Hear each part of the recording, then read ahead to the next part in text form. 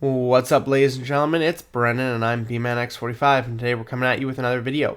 We have a short hobby news video for Star Wars X-Wing.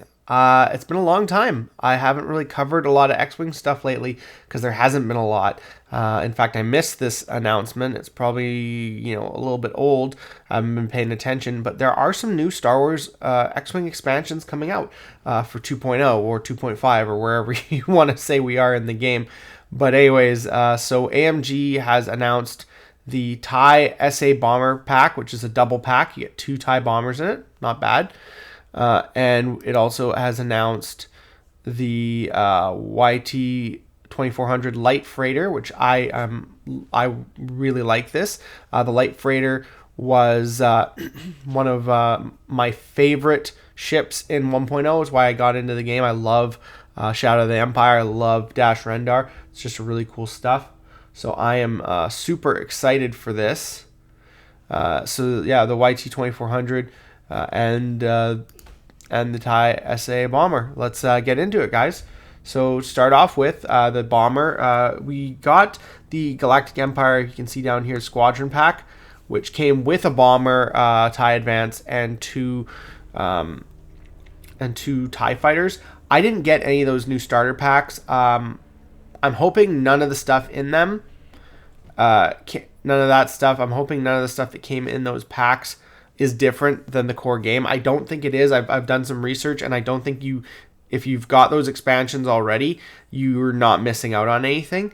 Now, I do have a lot of TIE bombers because I did get the original TIE bomber. I think I at least got 1 or 2 of it, and I did get the Defender pack, which did come with a bomber in it as well. So I did get a few bombers, but I think this is worth a pickup if you were waiting for the TIE bomber to get reprinted, because this is the first time it's other than the starter pack where they've reprinted the TIE bomber for 2.0. So that's kind of good. And then the price range is not too bad. I mean, that's American, not Canadian. So again, you're going to be paying more, about like 50 to 52 bucks Canadian for 2 ships, which I guess is around the $25 mark. So that probably not too far off. Hopefully, we'll see what it is when it comes in. Looking at it, it's going to be August 25th. You're going to get. I hate these standardized loadout cards. I think they're awful. I think they just take away from the uniqueness of the game. So I actually don't agree with them at all. So you get standardized loadout cards, Deathfire, yeah. And then here you get the other Deathfire, Captain Jonas, Tomax Bren, Major Rhymer, and 2 Scimitar Squadron pilots. So there's all that stuff there. Shows you that. You get a picture of the thing. It looks like a decent sculpt. They're going with the more bluey style, because there's been different renditions of this. So there's that. And then if we go back over, we got the YT-2400 Dash Rendar's ship, the Outrider. So I'm hoping that on the old one, the blaster, these things move side to side. So I'm hoping they have that still, or even kind of a better side to side, which would be really cool. This is a really great reprint for the game. See, it's saying it's Scum and Rebel, but when you go to the back here, it's only showing the ship cards as being Dash Rendar and Lebo, which there is a generic from the redo from the conversion kits. So I'm wondering if they've left that out.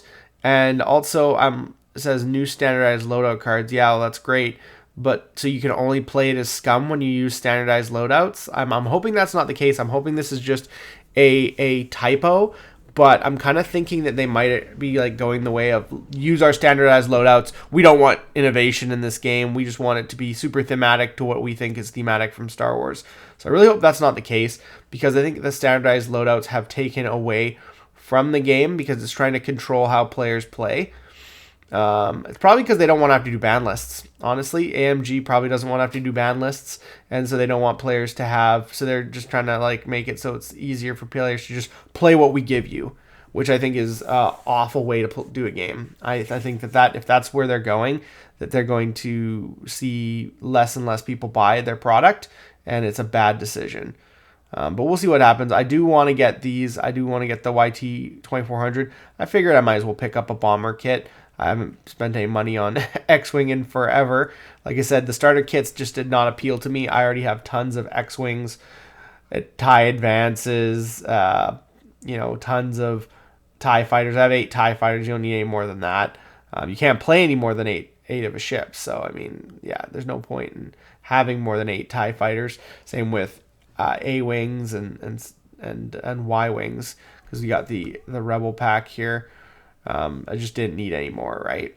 So I decided to opt out of that stuff, hoping that they wouldn't be putting stuff in there that you can't get, because that would be very unfortunate to current players to do them dirty like that and be like, hey, I know we just reprinted these ships for the 20th time, but how about the 21st time, and now it's a starter kit, which means it has all the stuff you already have and don't need.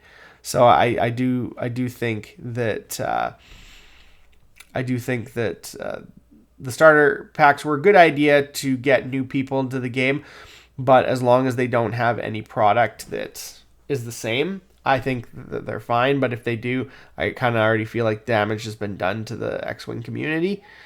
But yeah, I'm just not interested in the standardized loadouts. They just don't appeal to me in any way, really.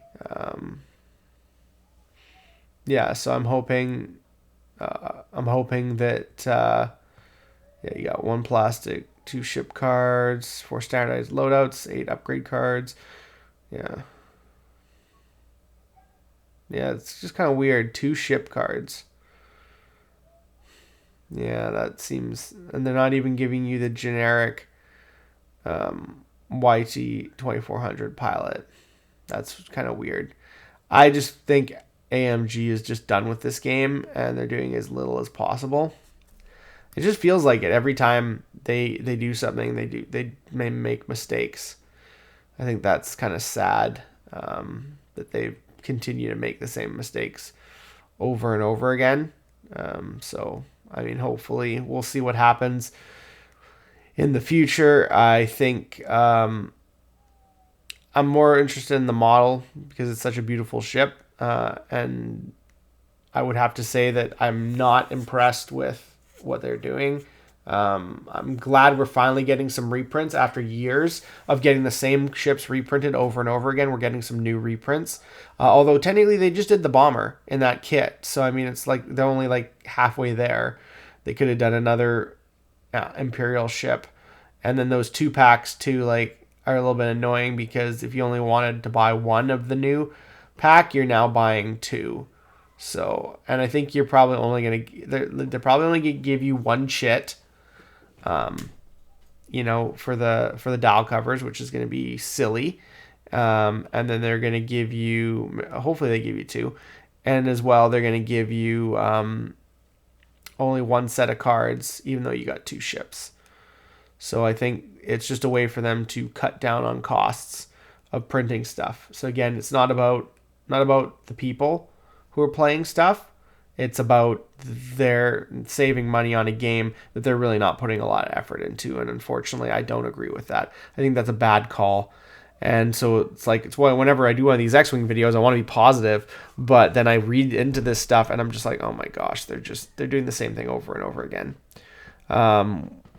So we'll have to see. Like, X-Wing feels like a dead game. I really love it, and it's such a fun game to play. It's a lot more easier setup than Legion, and I love Legion too. But it's just hard when they make decisions like this. But I am excited to get another YT-2400 and to hopefully have some cool new bombers.